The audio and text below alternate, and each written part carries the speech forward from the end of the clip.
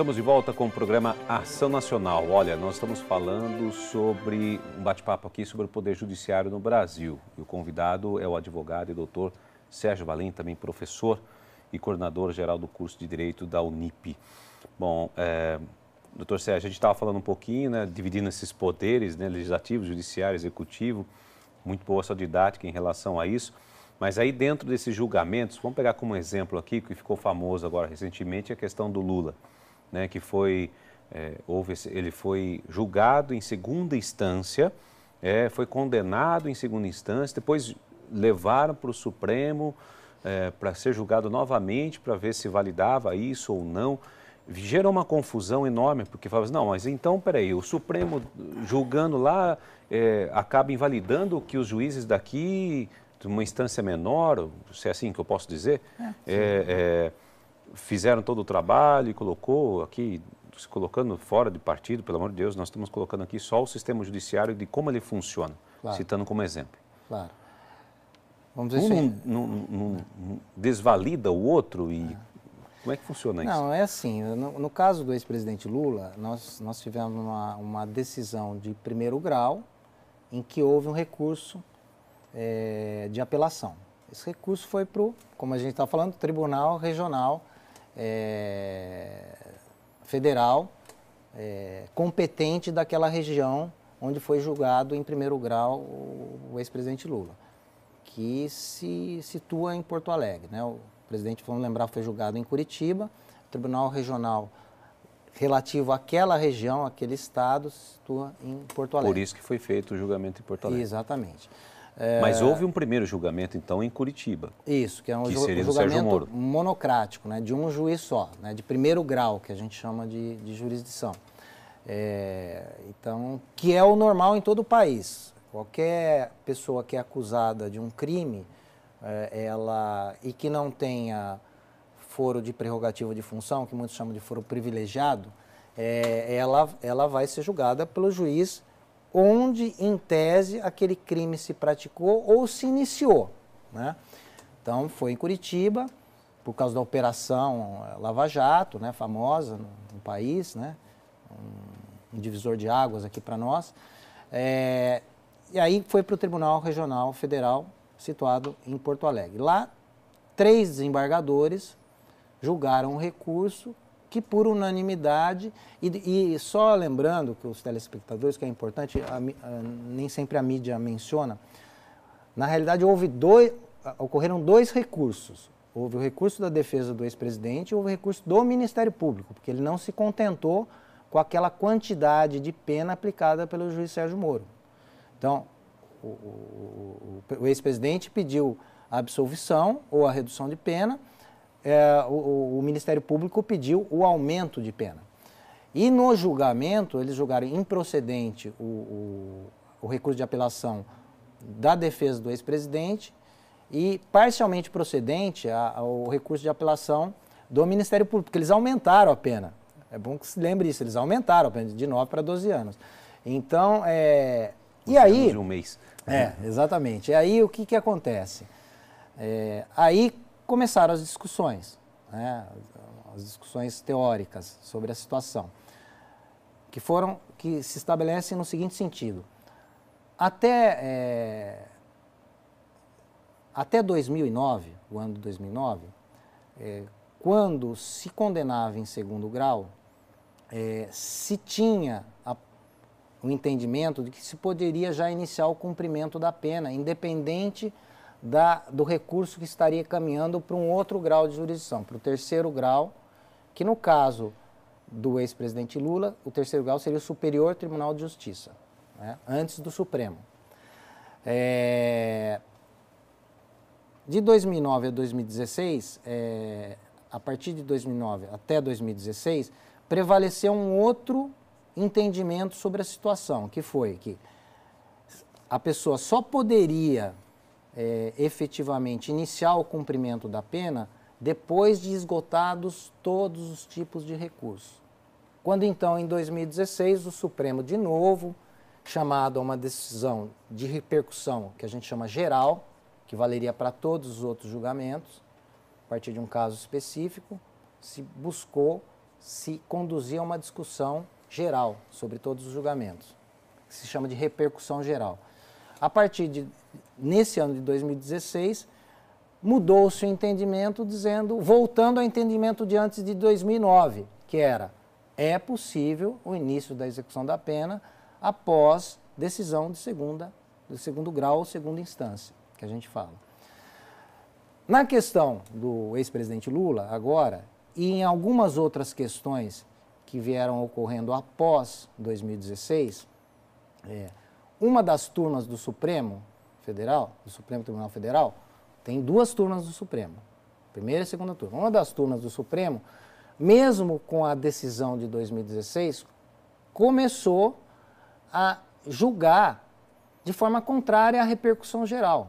Ou seja, o que seria de forma contrária? Entendendo que só poderia haver a prisão, continuando com o entendimento anterior, só poderia haver a prisão após o trânsito em julgado da sentença penal condenatória. Por quê? Porque eles dizem que o inciso 57 do artigo 5º da Constituição é muito claro com relação a esse tema, e então não poderia haver a prisão, né?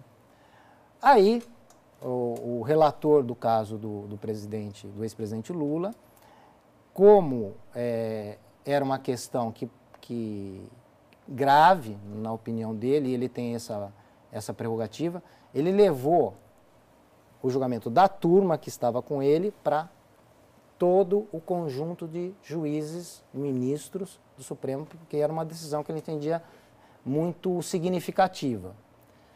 E lá foi mantida a decisão de 2016. Por 6 votos a 5, foi mantida a decisão de 2016, no sentido que é possível o início do cumprimento de pena após a decisão de segundo grau.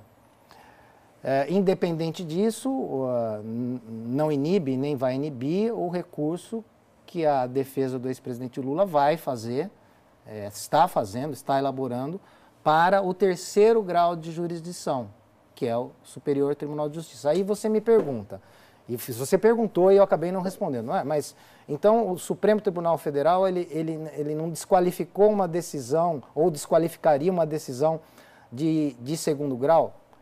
O Supremo ele não pode pular a etapa, e não pulou. É que muita gente acaba esquecendo. Essa ação do ex-presidente Lula, esse pedido de habeas corpus do ex-presidente Lula, ele não foi contra a decisão de segundo grau, ele foi contra a decisão do Superior Tribunal de Justiça, que já tinha negado. O Superior Tribunal, eles tinham entrado com habeas corpus antes no Superior Tribunal de Justiça. Antes do Supremo. Do Supremo. Então, advogados do ex-presidente, seguiu exatamente o caminho que devia seguir. Saiu do segundo grau e foi para o terceiro grau. Só que no terceiro grau foi negado. Aí, contra a negativa do terceiro grau, que entrou no Supremo Tribunal Federal. Então não pulou de etapa. Teve uma etapa no superior que eles foram vencidos, aí eles tentaram no Supremo como última instância. Aí sim, como última instância em habeas corpus. Essas decisões de que, olha, uma hora pode ser preso em segunda instância, depois não pode ser preso em segunda instância, desculpa aqui a palavra, não banaliza a justiça brasileira? A gente não entra numa situação de que, olha, a sensação que é ou não é? É assim, não é, até que se prove o contrário, ou até que... Como é que fixa a situação? É ou não é na Constituição? A gente conversa com colegas e tem opinião pessoal sobre isso. Isso, de fato, causa uma grande insegurança jurídica. Em que sentido? No sentido de que, se cair para a primeira turma, a decisão vai ser uma. Se cair para a segunda turma, a decisão vai ser outra. Só vai ser a decisão que causou repercussão geral de 2016, só vai prevalecer se as duas turmas se juntarem. Aí, hoje ainda está prevalecendo a decisão de 2016, porque a ministra Rosa Weber, ela tomou uma posição para garantir a não insegurança jurídica.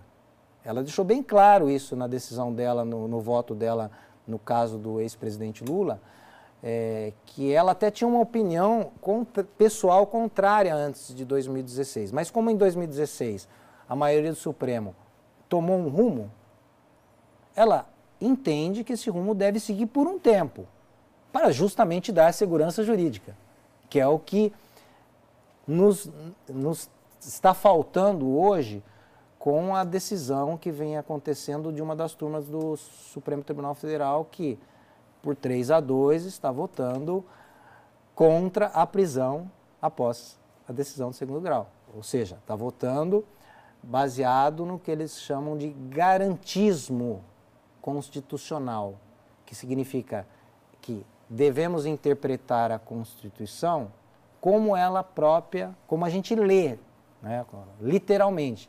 E lá na Constituição, no inciso 57 do artigo 5º, fala que ninguém será condenado antes, considerado culpado, melhor dizendo, antes da sentença, antes do trânsito julgado da sentença penal condenatória.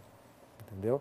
Então, nós estamos vivendo um momento de insegurança, sim. Eu concordo plenamente com você, a população está vendo isso, as pessoas da área do direito estão sentindo isso. Isso é muito ruim para o país, de uma maneira geral. Em que pese, nós temos que respeitar a opinião do judiciário. Eu acho que decisão da justiça não se discute, cumpre. Porque a justiça é o órgão que tem que decidir, né? É porque diante da situação que a gente vê assim, olha, condenados que já estão lá, até presos, inclusive, daqui a pouco o ministro vai lá do Supremo, não, valida a libertação da pessoa. Aí a pessoa volta, que já estava condenada, e todos os recursos feitos, julgados e tudo mais, liberta a pessoa, pode ir lá, volta para casa. A gente fica olhando para isso e fala, mas o que está acontecendo? Né? Como é que uma pessoa aqui fala, não, tá certo, bota a caneta ali, libera o cara, depois de ter passado por um julgamento de juízes e condenado pelo Ministério e tudo mais, como fica isso? Exatamente essa é a questão da, vamos dizer, a insegurança vista por quem está de fora, né? Insegurança jurídica vista por quem está de fora.